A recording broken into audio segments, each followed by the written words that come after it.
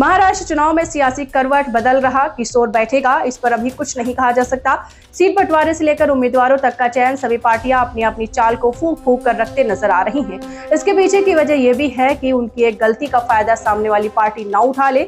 इसका ध्यान रखते हुए दोनों ही खेमा फूंक फूंक कर कदम रख रहा है। दरअसल मामला यह है कि महाराष्ट्र की सियासत का केंद्र रहे शरद पवार की उम्र बेशक करीब 83 साल की हो चुकी है, लेकिन उनके दांव का तोड़ आज भी किसी पार्टी के पास नहीं है।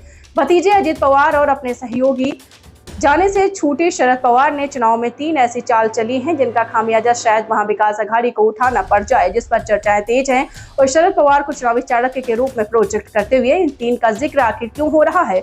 महाराष्ट्र की सियासत का केंद्र है शरद पवार की उम्र तकरीबन पहुंच चुकी 83 साल, यानी राजनीतिक पारा अंतिम मोड़ पर है। देश के सबसे खाटी राजनेता माने जाते थे और माना यह भी जाता था कि पवार दाएं हाथ से काम करते हैं तो बाएं हाथ को पता नहीं चलता।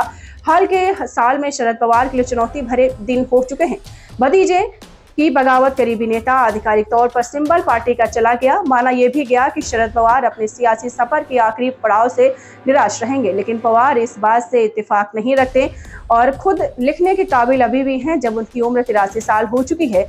शरद पवार ने आखिरकार कम ब्रेक लिया है। कह सकते हैं कि शरद पवार ने अपनी ताकत का एहसास लोकसभा चुनाव में दिखा दिया। 10 सीटों पर उनकी पार्टी उतरी और 8 सीटें जीती। सभी दलों ने अच्छा स्ट्राइक शरद पवार का था। उन्हें छोड़कर गए भतीजे अजित पवार को शरद पवार के सबक सिखा दिया। उनकी पत्नी सुमित्रा पवार भी बारामती से हार गई। शरद पवार की बेटी सुप्रिया सुले यहां से चुनावी मैदान में थी। इसके पीछे शरद पवार का पॉलिटिकल ग्राफ बढ़ने लगा। आपको बता दें कि महाराष्ट्र में विधानसभा चुनाव की बिसात बिक चुकी है और शरद पवार की महाविकास अघाड़ी के सबसे सीनियर लीडर होने के नाते एक चुनावी भी मोहरे के रूप में सेट कर रहे हैं। बीजेपी और अजित पवार उनकी चाल का तोड़ नहीं खोज पाएंगे, ऐसा राजनीतिक पंडित कह रहे हैं।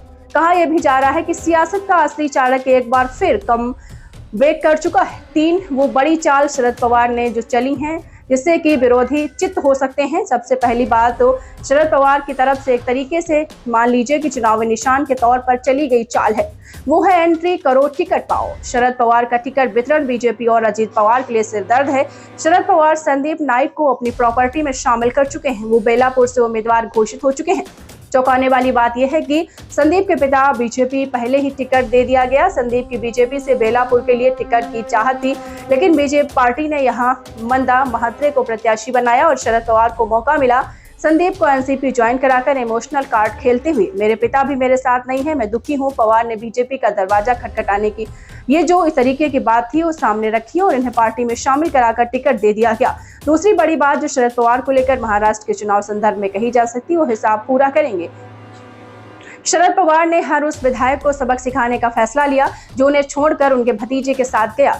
अजित पवार ने सीट से माणिक राव को टिकट दिया। शरद पवार ने यहां उदय संगले को उतारकर दांव खेल दिया। अजित पवार का साथ देने वालों में सबसे आगे थे।